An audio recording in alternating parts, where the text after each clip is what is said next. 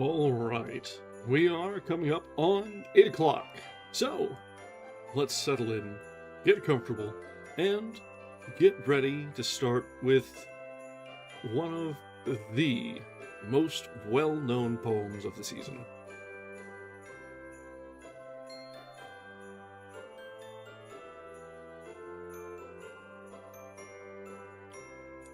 Hello, and welcome back to the last reading in our series of Christmas-themed, holiday-themed, seasonal readings, seasonal selections. Tonight we're going to cap things off with "'Twas the Night Before Christmas," also known as A Visit from St. Nicholas.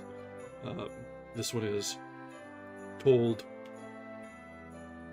in houses and bedrooms and in the bedtime stories around the world around this time of year.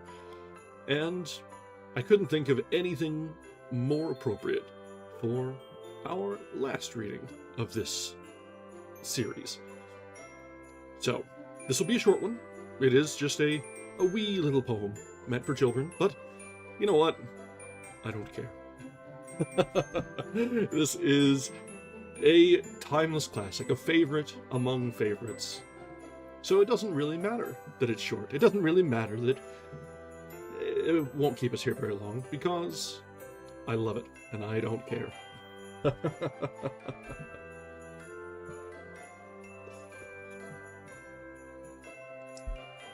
So, this one does have, this edition has a great many pieces of art that come along with it. I think every page has a different etching.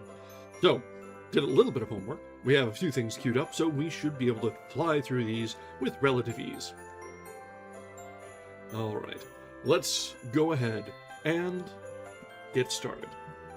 And then after we finish, we'll chat for a little bit, and I'll give some plans for the rest of the week, such as they are. Alright, so here we have "'Twas the Night Before Christmas," or A Visit from St. Nicholas, written and presented by Clement-Clarke Moore, a man with far too many E's in his name.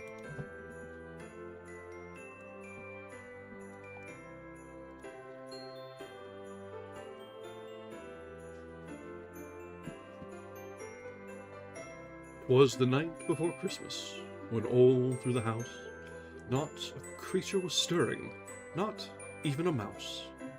The stockings were hung by the chimney with care, in hopes that St. Nicholas soon would be there. The children were nestled all snug in their beds, while visions of sugar plums danced in their heads.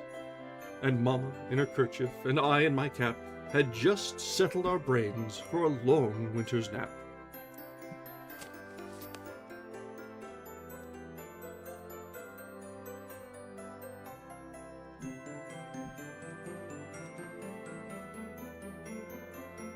When, out on the lawn, there rose such a clatter, I sprung from my bed to see what was the matter. Away to the window I flew like a flag, tore open the shutters and threw up the sash. The moon, on the breast of the new-fallen snow, gave a luster of midday to objects below, when what to my wondering eyes should appear but a miniature sleigh and 8 tiny reindeer, with a little old driver so lively and quick, I knew in a moment it must be St. Nick. More rapid than eagles his coursers they came, and he whistled and shouted and called them by name.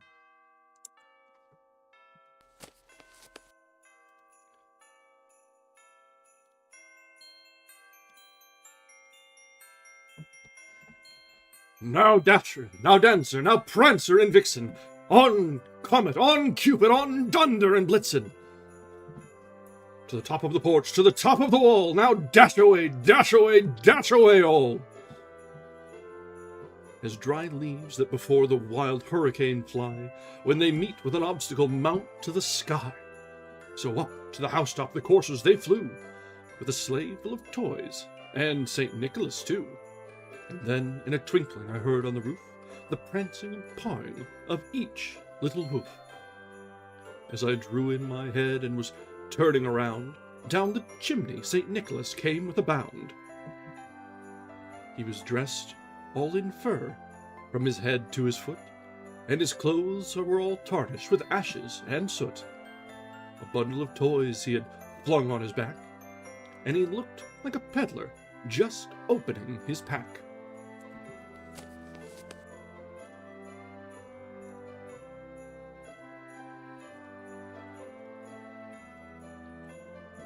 His eyes, how they twinkled, his dimples, how merry! His cheeks were like roses, his nose like a cherry. His droll little mouth was drawn up like a bow, and the beard on his chin was as white as the snow. The stump of a pipe he held tight in his teeth, and the smoke, it encircled his head like a wreath. He had a broad face and a little round belly that shook when he laughed like a bowl full of jelly.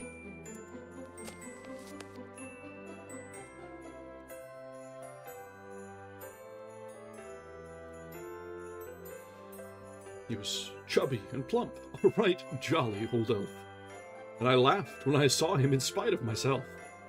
A wink of his eye and a twist of his head soon gave me to know I had nothing to dread.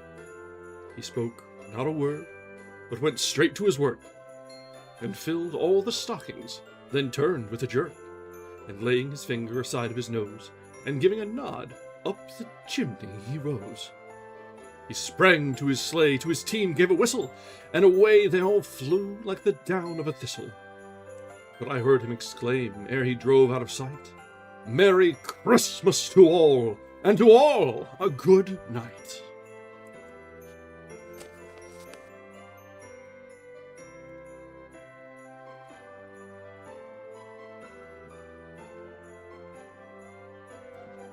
Alright, so that has been A Visit from St. Nicholas. 'Twas the night before Christmas. Now, before we have a little bit of a chat, I am going to do a quick transition here because I'm planning on using this clipping a bit, and this helps me find things. So, just a moment.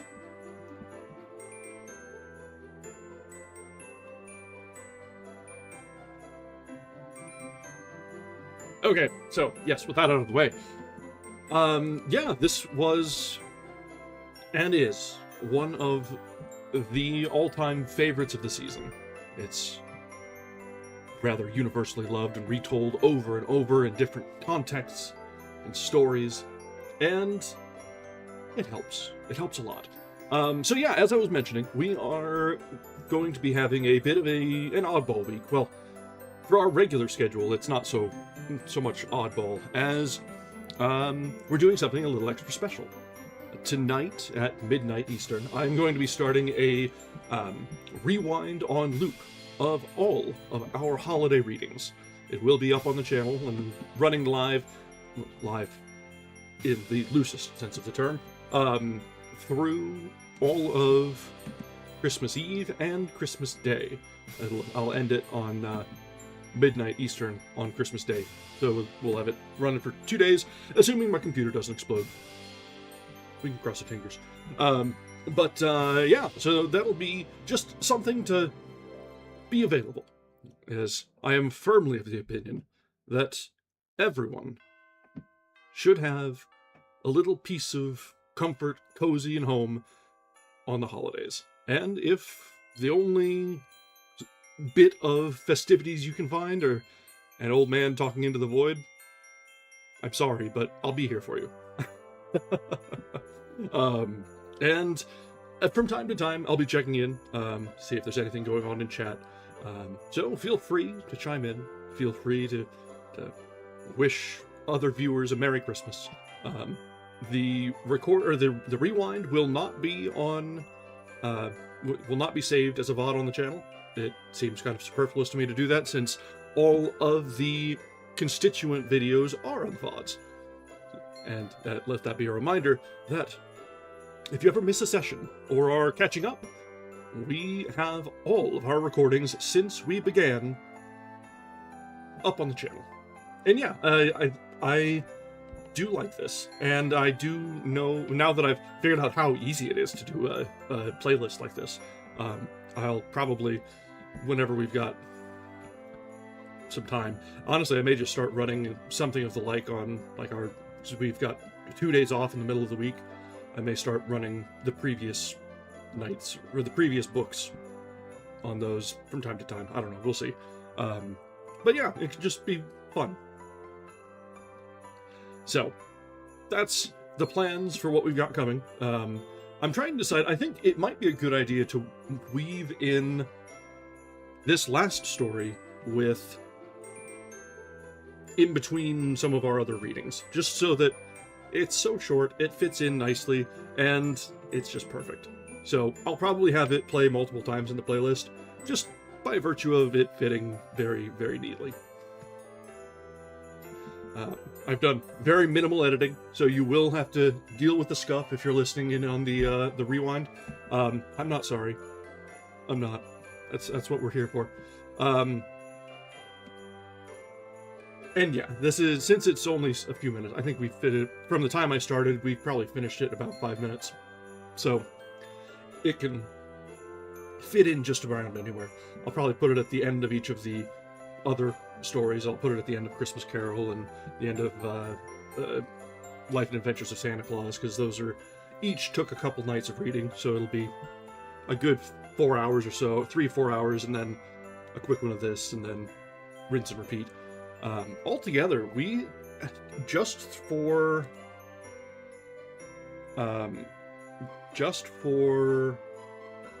December, we have near on 20 hours.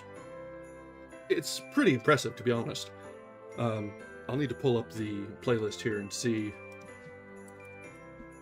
how long it ended up being. We may only get like a solid 2 to 3 loops through everything.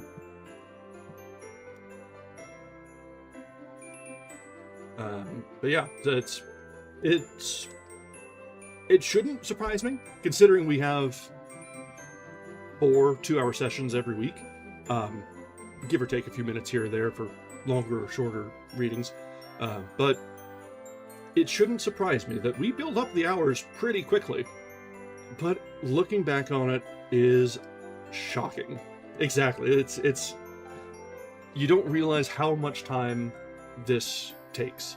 And it's certainly not a wasted time, but in retrospect, wow, we spend a lot of time doing this, and it's awesome. It's fun. I love it.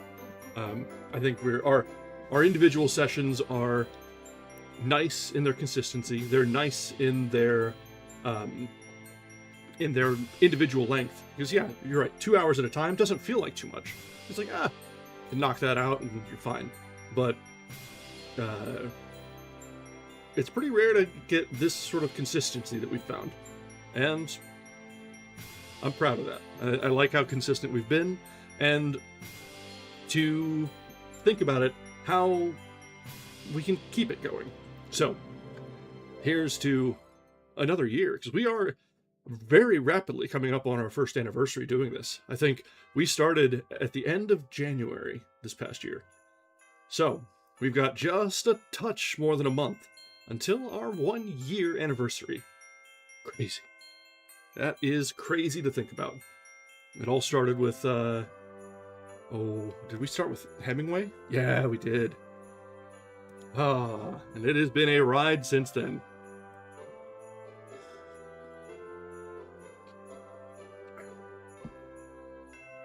All right. So, what do we have for plans for Christmas?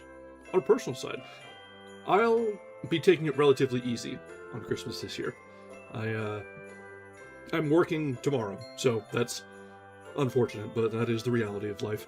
But I do get Christmas itself off, and I'll be driving up to visit family, and driving back after a Christmas supper, lunch, whatever meal it ends up being, and getting back to the cats, because as you know, or you may or may not know, they can't be left unsupervised. They will get into far, far too much trouble. Far too much trouble. So, we'll be, it's about a 5-hour round trip, and that's not too bad. They can get by for most of a day. I'll let them slide this time. But If it had gone too much longer than that, I probably would have come home to a mess or all sorts of catching up to do. But that's really about the extent of my plans. Going home, visiting family, having a good meal, and enjoying each other's company for a little while. And then back to the real world. Well, I say the real world and back to real life, but I am lucky enough to be in a field of work that gives me a fair bit of time off at the end of the year. Actually, from Christmas Day until through the 1st, I don't have work, and it's fantastic. So I'll be looking up and things to fill the time, maybe a little bit of research and development on updating things around here. I don't know yet. That's last year. The week that I was off was when I did a lot of the work on making this model and preparing a lot of our stream elements. So maybe I'll find new inspiration. It's funny how 5 hours in a car with nothing but your thoughts will tend to bring new ideas. So we'll see if it does it again this time. And yes, the cats do get separation anxiety. You are spot on. They can't bear to be separated. So I try and give them a few hours here and there of their own time whenever I can. What that really means is I try and go to Starbucks most days and decompress from work. But a few hours without me in the house means that they're maybe not quite so overly attached. Yeah, commuting is one of the best times to be creative, whether it be writing, dictating, or otherwise. Now, when you are writing, I would recommend generally, if you are the one driving, to do it spoken dictation, but you know what, if you are sufficiently skilled, I will not judge. And then there's also, the other forms of commuting when you're in public transit, where, you know what, you got nothing better to do on your hands than, yeah, exactly, nothing better to do with your time than to keep your hands busy in a notebook.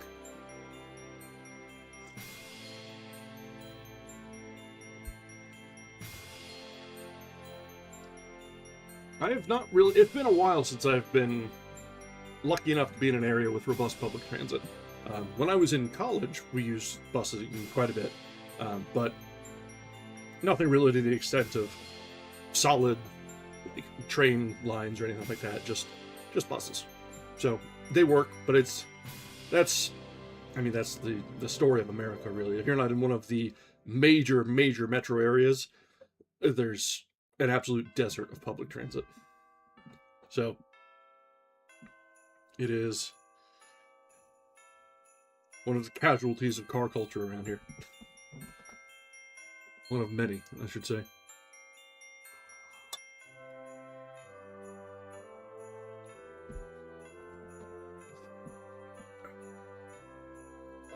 All right. Well, what else do we have to talk about tonight? We can reflect a little bit on what we've read over the past month. We pull up our list of streams here and see if we can have a quick review. Let me look here. So we started this month with, actually right at the first stream of the month, that was on the 2nd, with A Christmas Carol. Starting us all off with Dickens, of all things, which I am still shocked at how approachable and brief this work from Dickens was. Typically, as most of us probably are aware, Dickens is inordinately wordy. Like, you expect pages and pages and pages of extremely dense prose and everything. Not so with this, and it was a relief. That's not to say that I don't look forward to tackling Dickens proper, on the channel, which it probably is coming up in the next year. We've been overdue for a solid long work for a little while, but when we had a season, it was nice to be bite-sized. And you're right, it was just as descriptive as ever. It was evocative. It was good, solid prose. But it was also in brief. And that was a Christmas miracle. I do like how, as we were reading it, it was evocative of all of the adaptations that we've seen over the years. I remember so many different quirks and ideas that brought images to the mind of Scrooge McDuck, or the Muppets, or any of the other innumerable adaptations. And the fact that they were done well enough to stick in the memory, and that the original didn't take away from them, or the reverse, it was really nice to see. Usually, when you're exposed to a media, the first one is the one that really imprints on you. And a lot of times, you have a hard time imagining anything but the first exposure. Not really with this one. They were all sufficiently faithful, and just with their own twist enough to keep their own identities. I did really like, as I was remembering things, the descriptions of the Ghost of Christmas Present, as he was introduced and described, his outfits and everything there. The way the Muppet Christmas Carol adapted him, looking back, was so good. So incredibly perfect. It had the same illusions, the same descriptions on the screen as Dickens had on the page. So yeah, each adaptation has their own incredible strengths, and that was one that really stuck with me. Actually, I should probably watch that sometime again, maybe tonight or tomorrow, just to freshen it back up in the mind and make sure that we stay in the spirit. The Muppet one is probably my favorite adaptation. The old Disney adaptation is also good, but the Muppet one is, well, it's incredibly 90s, which it's incredibly 90s and it's incredibly Muppet, which is perfect. So I do recommend it. I wholeheartedly recommend it. Alright, what did we read after Christmas? Oh, right. Our second reading this month was The Life and Adventures of Santa Claus. This is another one that has a reasonably famous adaptation. It's in the style of the puppet stop motions, and like almost pseudo claymation style that we saw from like Rudolph and things like that. This one is less famous than, say, Rudolph was, but in this, you definitely see it had the same spirit. This book specifically was written by the same author as The Wizard of Oz. Yeah, Rudolph definitely tends to overshadow it. I think The Life and Adventures was made quite a bit later, and I think it missed a lot of the window of perfect popularity sort of thing, because you think of like Rudolph, you think of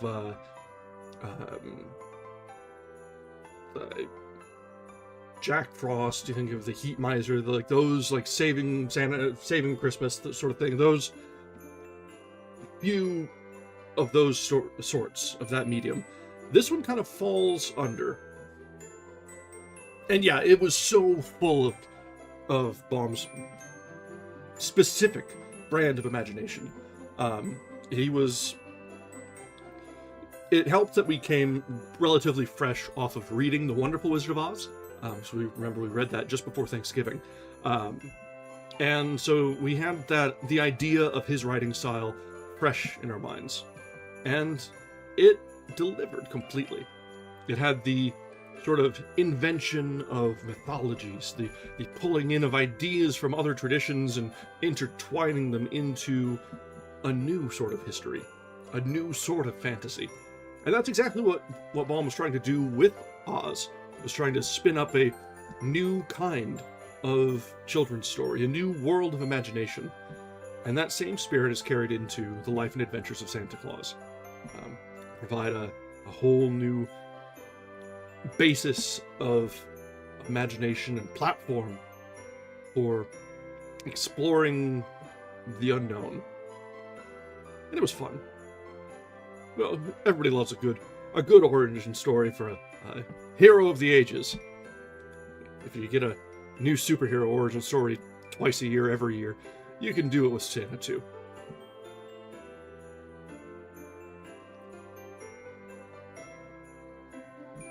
I did appreciate how he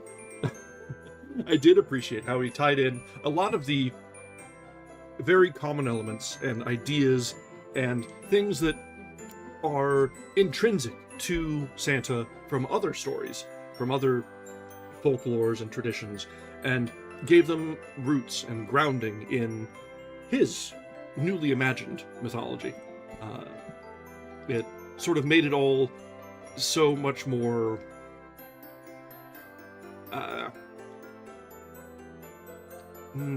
it made it easier to suspend disbelief, because it was so much of things that you almost know, and then giving you explanations for them. It's like, okay, that works. So, was very happy with that. And I'll be looking forward to when we visit Baum again. It's a little too soon to jump into the next Oz book, but I think it will be interesting to continue visiting the worlds of Baum's imagination from time to time. Now then, let's see. Aha. After that we read The Gift of the Magi. That one was a one-off. We had a series of one-off stories here, actually, because they were all much shorter than imagined.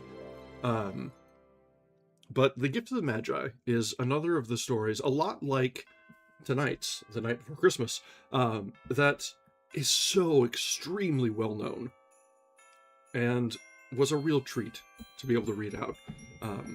This is one that the bones of the story are extremely well known, but not necessarily the story itself or its origin. But everyone knows the main beats of the story.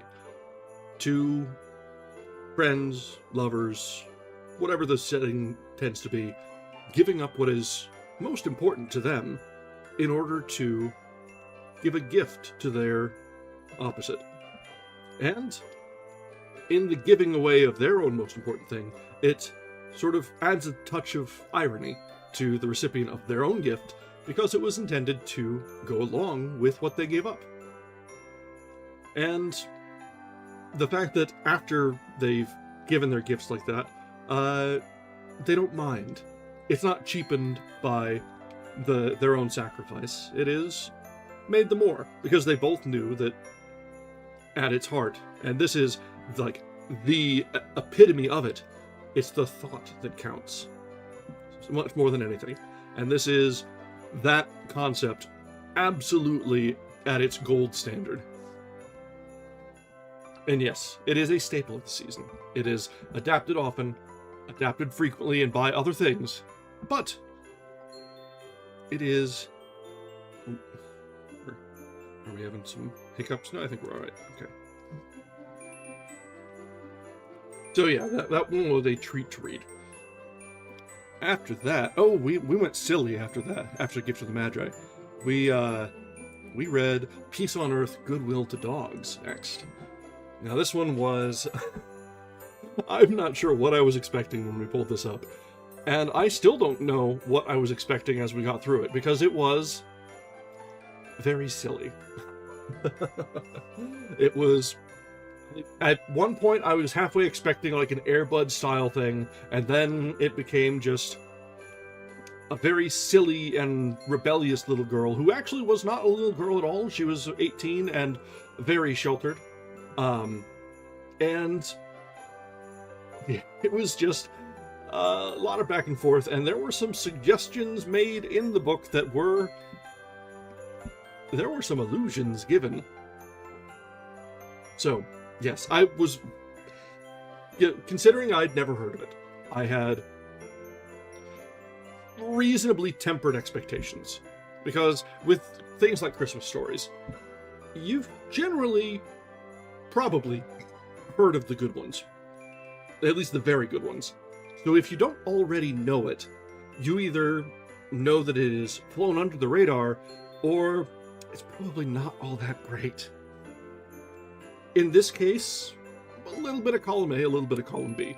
It was a fun story. I will not gainsay it there. But I don't think it rises to the level of a classic. And that's fine. We can read all sorts of things. That's why we do this. But it was something else. Now, this is all coming from someone who is decidedly not a dog person. I'm a self-avowed cat person. So maybe that colors my expectations. Maybe. A little. Just a touch. All right.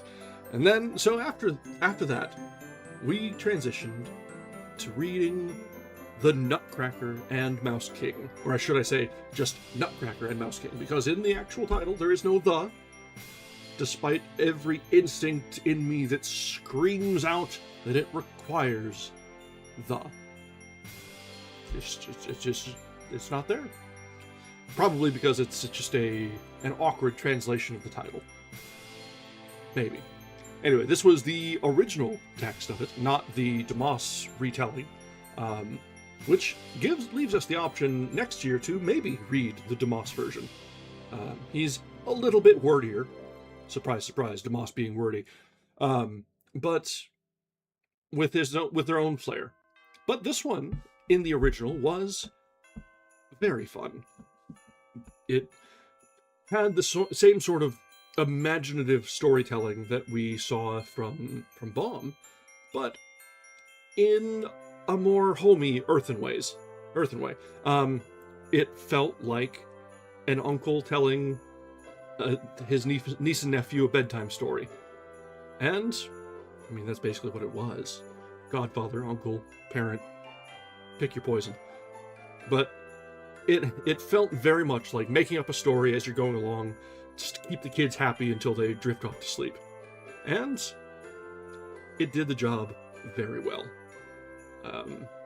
It captures the imagination, and is every bit as evocative as any of the other stories we've read.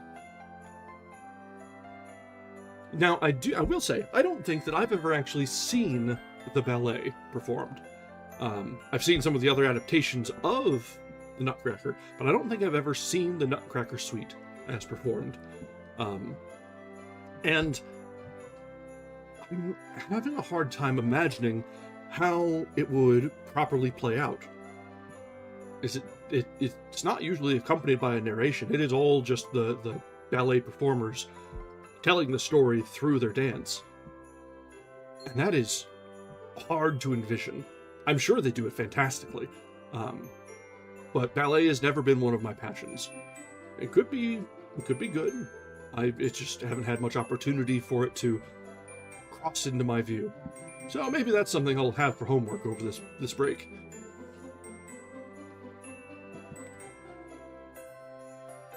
All right.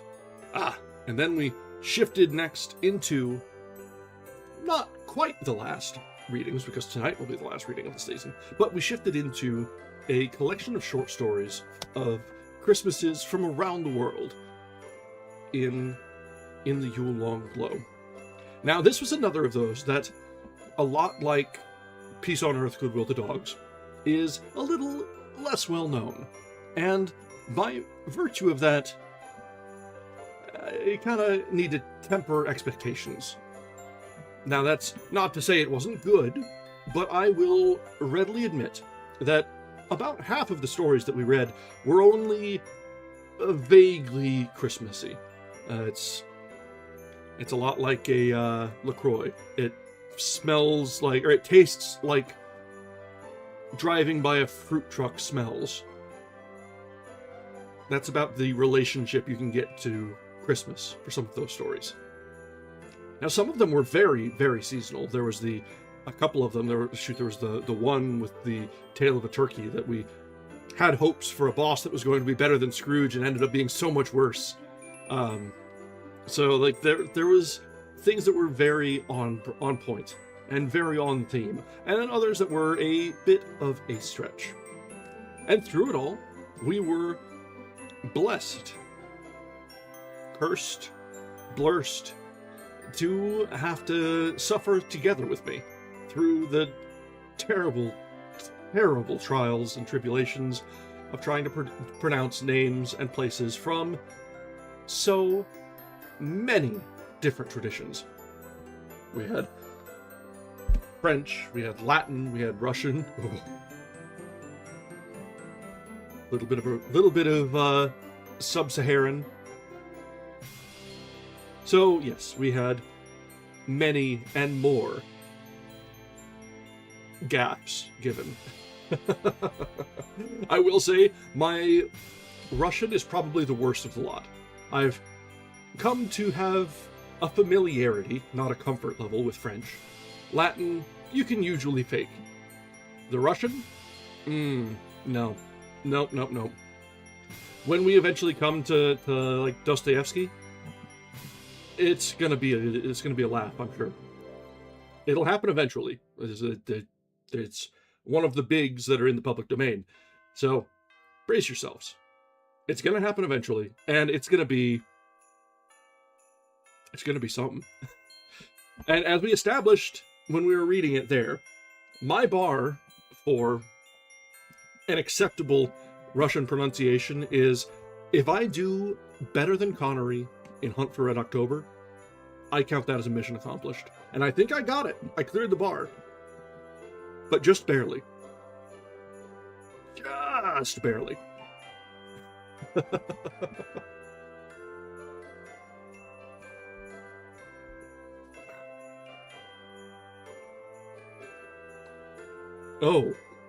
Oh no, that could be... Actually, that might be hilarious, but that...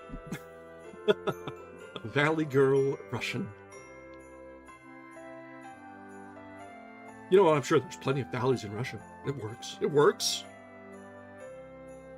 Don't humor me. Don't. Alright.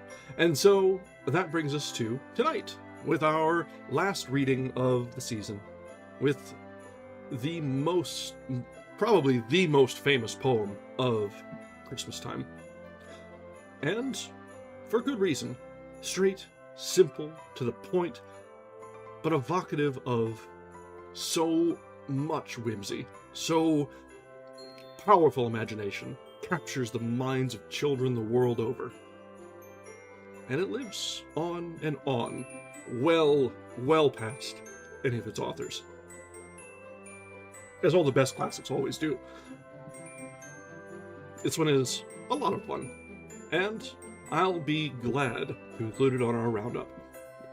And as a quick reminder, because it's been a few minutes since I mentioned it last, we'll be running a rebroadcast of all of our readings of the past month on loop from tonight at midnight Eastern, about 3.5 hours from now-ish, through midnight on Christmas, so that everyone can have access to a little bit of nice background sound and the comfort that we can provide here. Because everyone deserves a little bit of Christmas. Everyone deserves a little bit of holiday comfort and coziness. So, if you find yourself by yourself on Christmas, I'm here. If you'd like to introduce friends, I'm certainly here. So, we'll have that covered. Alright, so it is a very short night, but this is the last night that we'll be running before Christmas. So let's go ahead and break out a little bit early tonight. A lot early. Only, an hour and 20 minutes early. Don't worry about it. Don't worry about it. But let's break a little early tonight, and have a wonderful evening of our own. Because if you're not taking care of yourself, you're not going to have a good holiday. So let's just relax and have a nice evening. If you have to work tomorrow, you have my sympathies. I'm in it too. If you don't have to work tomorrow, maybe it's a good time to freshen up the house before the in-laws show up. That sounds like work too, actually. So, to each our own. Let's all have a wonderful night, a wonderful evening, and since this is the last time that we'll be live before then, I wish everyone a very Merry Christmas and Happy Holidays to all. No matter your tradition, no matter your upbringing, no matter your background, everyone should have a glorious end to the year and a nice period of reflection to think about what has come before and how to make the most of what is to come next. Thank you very much, everyone. I hope you have a wonderful night and a blessed holiday. Good night.